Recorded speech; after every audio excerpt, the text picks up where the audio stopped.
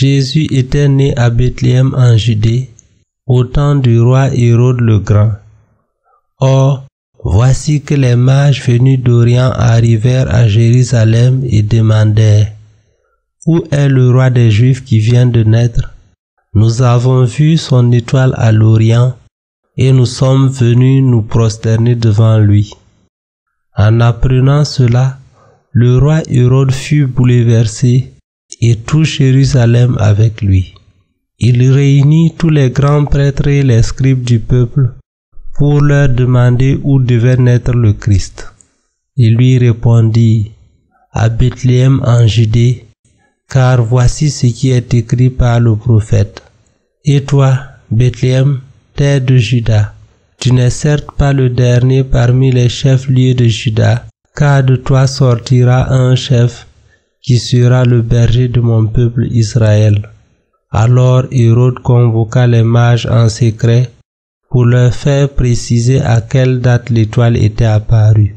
Puis il les envoya à Bethléem en disant: Allez vous renseigner avec précision sur l'enfant, et quand vous l'aurez trouvé, venez me l'annoncer pour que j'aille, moi aussi, me prosterner devant lui. Après avoir entendu le roi, ils partirent. Et voici que l'étoile qu'ils avaient vue à l'Orient les précédait, jusqu'à ce qu'elle vienne s'arrêter au-dessus de l'endroit où se trouvait l'enfant. Quand ils virent l'étoile, ils se réjouirent d'une très grande joie. Ils entrèrent dans la maison, ils virent l'enfant avec Marie sa mère, et, tombant à ses pieds, ils se prosternèrent devant lui. Ils ouvrirent leur coffret et lui offrirent leurs présents, de l'or, de l'encens et de la myrrhe. Mais, avertis en songe de ne pas retourner chez Hérode, ils regagnèrent leur pays par un autre chemin.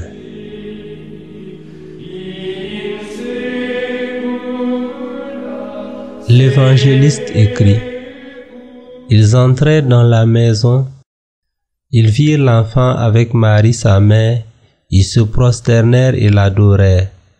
L'adoration était l'acte d'hommage réservé au souverain, aux grands dignitaires.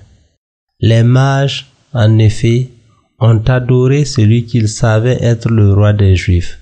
Mais, de fait, qu'ont-ils vu? Ils ont vu un pauvre enfant avec sa mère. Et pourtant ces sages, venus de pays lointains, ont su transcender cette scène si humble et presque insignifiante en reconnaissant en cet enfant la présence d'un souverain. Ils ont été capables de voir au-delà de l'apparence. En se prosternant devant l'enfant né à Bethléem, ils ont exprimé une adoration qui était avant tout intérieure. L'ouverture des coffrets apportés en don fut un signe de l'offrande de leur cœur.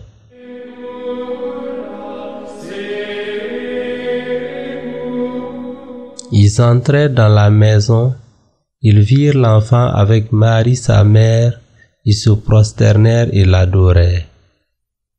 Seigneur Jésus, accorde-nous le discernement des mages afin que nous sachions reconnaître ta présence en ce qu'il y a de plus humble et qu'en t'y contemplant, nous soyons de meilleurs outils d'évangélisation.